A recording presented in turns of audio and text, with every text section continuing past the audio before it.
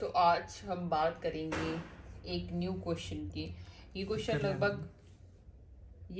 लगभग हर एग्ज़ाम में पूछा जाता है।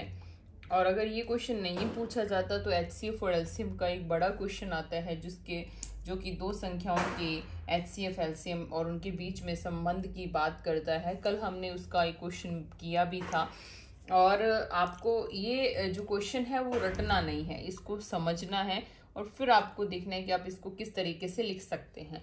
तो अगर आपसे पूछा जाए पेपर में कि सिद्ध कीजिए कि √2 या फिर √3 या फिर √5 किसी भी संख्या का जो वर्गमूल है, वो वर्गमूल में ऐसी संख्या जो कि अभाज्य संख्या है, उसका अगर वर्गमूल है तो वो एक अपरिमेय संख्या होती है। जैसे कि अगर हम वर्गमूल में 4 लिख देते हैं तो 4 2 का वर्ग है और इसका वर्गमूल हटाएंगे तो 2 हमारे पास आंसर आएगा, जो कि एक परिमेय संख्या है।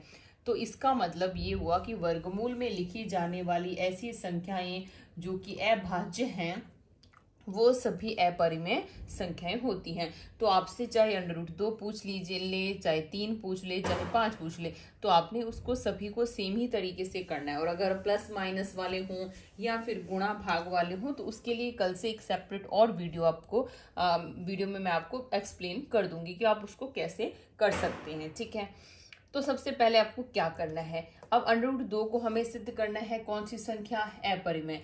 हम उसको परिमेय मान लेते हैं। क्या मान लेते हैं? परिमेय। तो हमने क्या लिखा, इसके विपरीत हम मान लेते हैं। विपरीत क्यों लिखा? क्योंकि अपरिमेय बोला है तो हम इसको परिमेय मान लेंगे। हम मान लेते हैं कि √2 एक परिमेय संख्या है। और परिमेय संख्या की क्या परिभाषा होती है? ऐसी संख्या है जिनको P/Q के रूप में लिख सकते हैं, जहां P और Q क्या है, पूर्णांक है, इंटीजर्स हैं, ये लिखा जाता है। और Q जहां है ≠0 है, ये लिखा जाता है। ठीक है, तो आप PQ भी लिख सकते हैं, AB भी लिख सकते हैं, आप अपने हिसाब से कुछ भी संख्या को मान सकते हैं। तो हमने माना दो पूर्णांक A और B इस प्रकार है कि √2 बराबर AB है। मतलब हमने √2 को परिमेय संख्या माना तो उसको हम ऐसे लिख सकते हैं। फिर जहां A और B क्या है, सह अभाज्य संख्या। सह अभाज्य का मतलब ये हुआ कि A और B में कुछ भी कॉमन नहीं है। मान लो मैंने यहाँ लिखा 15/20, तो 15/20 को अगर हम काटेंगे तो 15 5 के पहाड़े में 3 नंबर पर आता है और 20 4 नंबर पर। अब ये आ गया 3/4। अब 3 और 4 में कुछ भी कॉमन नहीं है, तो ये दोनों कैसी संख्या है, सह अभाज्य संख्याएं हैं। आप इसको इस तरीके से समझ सकते हैं। ठीक है, उसके बाद नेक्स्ट हम बात करेंगे। अब हम क्या करेंगे, अब हम ये दिखा देंगे कि A और B में कोई संख्या है जो कि क्या है, कॉमन है।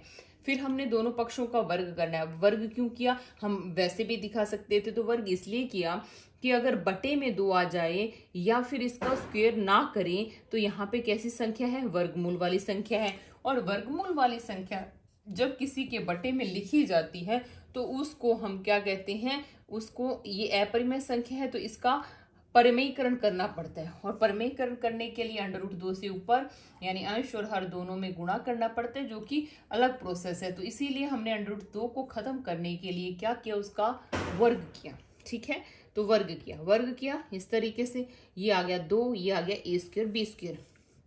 अब हमें दिख रहा है कि 2B² बराबर A²। हमने इस तरीके से 2B² को तिरछा गुणा किया और A²। अब हमें यहाँ दिख रहा है कि 2 किसको विभाजित कर रहा है, A² को विभाजित कर रहा है।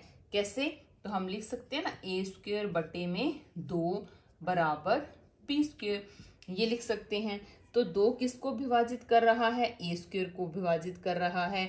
अगर किसी संख्या में किसी संख्या के वर्ग में 2 का भाग जा रहा है तो उस संख्या में भी 2 का भाग जाएगा। कैसे, मैं ये ऐसे समझिए आप, अगर 4 में 2 का भाग जा रहा है तो 4 किसका वर्ग है, 2 का, तो 2 में भी 2 का भाग जाएगा। ये बात आपको इस तरीके से ध्यान में रखनी है। मतलब अगर किसी संख्या का वर्ग किसी संख्या से विभाजित हो रहा है तो वो संख्या खुद भी विभाजित होगी। तो इसीलिए हमने लिखा कि अगर 2 A² से विभाजित है तो A को भी विभाजित करेगा। फिर हमने लिखा, अब हमने एक और पूर्णांक मानना है। वो क्यों माना, क्योंकि हमें ये भी सिद्ध करना है कि 2 जो है वो B² को भी विभाजित करेगा। A² को तो हमने कर दिया, इसीलिए हमने A बराबर तो सी मान लिया। फिर वापस स्क्वायर किया तो वापस हमारे पास 2B² आ गया। 2B² हमने कहाँ से लिखा, तो A² की जो वैल्यू है यहाँ पर वो कितनी है, 2b² है, तो a² की जगह क्या लिख दिया, 2b² लिख दिया। ये क्यों लिखा, क्योंकि हमें अभी b² को सिद्ध करना है, a² को तो हम सिद्ध कर चुके। फिर b² बराबर 2c² हो गया। तो अब ये हो गया कि b जो है 2 जो है वो किसको विभाजित करेगा, b² को भी विभाजित करेगा, क्योंकि b² बट्टे में कितना आ जाएगा, 2 आ जाएगा। ये 2 इधर आ जाएगा तो बट्टे में आ जाएगा। तो फिर 2b को भी विभाजित करेगा। इसका मतलब कि a और b में कम से कम एक उभयनिष्ठ गुणनखंड है, और वो क्या है, 2 है। यहाँ पे भी हमारे पास 2 आया और यहाँ पे भी हमारे पास क्या आया, 2 आया, यानी 2 जो है दोनों में क्या है, उभयनिष्ठ है। परंतु इस तथ्य का विरोध होता है, क्योंकि हमने ऊपर यही माना था कि a और b में एक के अलावा कुछ भी उभयनिष्ठ नहीं है। इसलिए हमने जो यहाँ पर माना था, हमने ये माना था कि √2 एक परिमेय संख्या है या इनमें कुछ भी कॉमन नहीं है।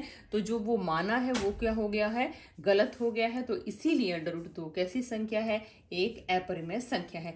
बिल्कुल आसान है, इसमें कोई भी ऐसी चीज नहीं है जो कि समझ नहीं आए, है ना। पहले ये क्यों माना, ये सबको पता होना चाहिए कि हम उल्ट चल रहे हैं तो यही मानेंगे। मतलब हमें पता है परिमेय है, अपरिमेय है, तो हम परिमेय मान लेते हैं। फिर वर्ग क्यों किया, तो वर्ग इसीलिए किया क्योंकि जब हम यहाँ तक पहुंचते तो हम ये लिखते क्या कि 2 a² को विभाजित करते हैं, ये नहीं लिख सकते। क्यों, क्योंकि मैंने आपको बताया कि अगर बटे में √2 आ जाता है तो हम उसको हरों का प्रमेयीकरण करके उसको सेट करते हैं। इसलिए अब बटे में कभी भी √2 आपको नहीं देखना है, इसीलिए वर्ग किया। और फिर आपको नॉर्मल प्रोसेस है, स्क्वायर करने के बाद पहले a² को विभाजित करेगा तो a को भी करता है। फिर हम दूसरी बार हम उसका उल्टा सिद्ध करेंगे, तो हम उसको दूसरी तरफ लेके जाना चाहते हैं। यानी हम अब क्या करना चाहते हैं, तो अब हम 2b² बराबर अन्य संख्या लिखना चाहते हैं। तो दूसरी संख्या हमने लिखी और फिर इसको क्या कर दिया, सिद्ध कर दिया है, ठीक है। और अगर √3 पूछा जाए तो यहाँ पे आप √3 करोगे, √3 का स्क्वायर 3 आ जाएगा, यहाँ पे 3 आ जाएगा, तो सब 2 की जगह 3 आ जाएगा, 4 की जगह 9 आ जाएगा। अगर 5 लिखेंगे तो 25 आ जाएगा, और यहाँ पे सब जगह क्या चलेगा, 5 चलेगा। तो इस तरीके से ये जो है इसकी प्रोसेस जो है वो सेम होती है, और आपको सेम ही तरीके से इसको हल करना है। अगर कोई भी इस क्वेश्चन में आपको प्रॉब्लम लग रही है कि ये क्यों किया या कैसे, तो आप कमेंट बॉक्स में अपना आंसर क्वेश्चन जो है वो छोड़ सकते हैं। Thank you.